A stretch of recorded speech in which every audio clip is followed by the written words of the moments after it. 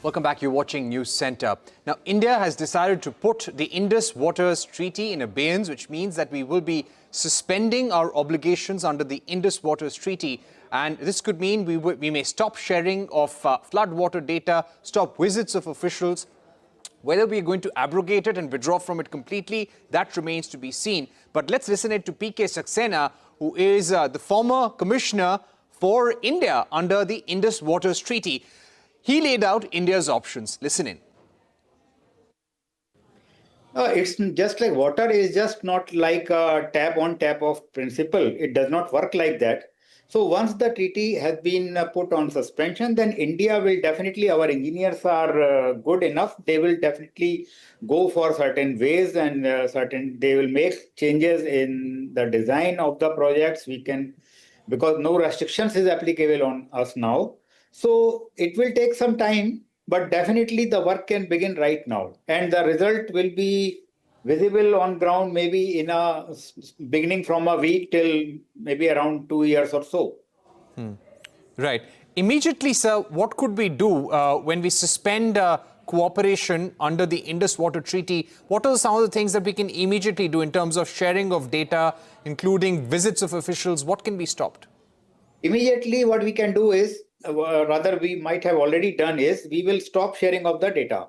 So this data is important to Pakistan, particularly the flood data that we share with them.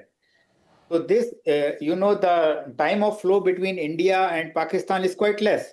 So if we don't share the flood data with them, there are likelihood that flood damages will occur in Pakistan. So this is one thing that we can do immediately. And there are a host of other things like we can stop meeting them.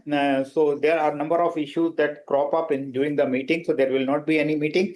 And there will not be any kind of tour on either side. In terms of legal options that Pakistan has, if we stop sharing data or start building structures on these water bodies to stop the flow of water or divert the flow of water towards India, what we would like to ask you, sir, is does Pakistan have a legal route available under the treaty? What are the legal options? Legal options is, I think they have the legal options and definitely they are going to use it. They may go to UNGA first. And I believe that yesterday Pakistan Prime Minister also had a meeting. So I believe they will go for UNGA. They will raise the matter in UNGA. And then it's for us to see how we manage that. And later on, they may go to ICJ or something, but then we can cross the bridge when we'll come to it. But definitely they have some options and they will definitely explore that. Right. But do you feel that implementing all these actions is difficult? Because even in the past, in the last 10 years, there have been terror incidents where India has stopped cooperation under the Indus Water Treaty or stopped conducting meetings that happen every year. But still this cooperation has gone on. Since 1960, this treaty has survived despite hostilities and wars between India and Pakistan. So do you feel that somewhere it is difficult to stop cooperation? It is difficult to suspend it? Look, when we say that this treaty has survived so many wars and this treaty is working on for long, so actually any water treaty, the success of any water treaty depends on the upper riparian country because it is the upper riparian country that loses, not the lower one. So the treaty has survived and treaty worked well is only because of the gracious attitude of India. We still try to, keep the cooperation afloat and all those things. But then there is an end to it. So this was the flashpoint. This thing was going on for last maybe around 2-3 years. Even when I was commissioner, this was going on. We were mulling this option, but still we thought, let the peace prevail.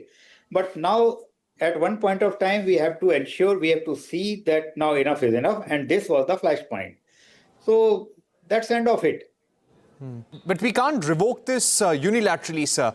Will this have to go to World Bank? Because it has to be done by mutual consent. And if we revoke it or abrogate it unilaterally, what can happen? This is the wrong narrative floated by Pakistan. World Bank has no role to play in the treaty. This treaty is absolutely bilateral. Pakistan always floats this narrative that this treaty have been, multilateral and World Bank has a role to play. World Bank only has a single role. Whenever there is a dispute, they have to appoint the neutral expert and the court of arbitration, as the case may be, under the process which have been outlined in the treaty. World Bank's role is not beyond this. So they are not our custodian or like any other masters like Pakistan used to portray. So World Bank is out of question. There is no question of that. Regarding your regarding your revoking the treaty, abrogation of the treaty, I admit that the treaty does not have such clause. Under Article 12 of the treaty, it is very clear that the treaty is perpetual. The treaty can only be replaced by another treaty. So, but there is a catch. The catch is under the Vienna Convention, Article 62 of Vienna Convention of the treaties. There is a provision that if the treaty is signed under the certain circumstances and those circumstances are not prevailing, one can revoke this treaty. So this treaty was signed during the atmosphere of goodwill, and now since goodwill does not remain and people are being killed, so definitely those kind of atmosphere is not there, and India has every right to suspend that. Obviously, they are going to challenge it, but we will fight it out.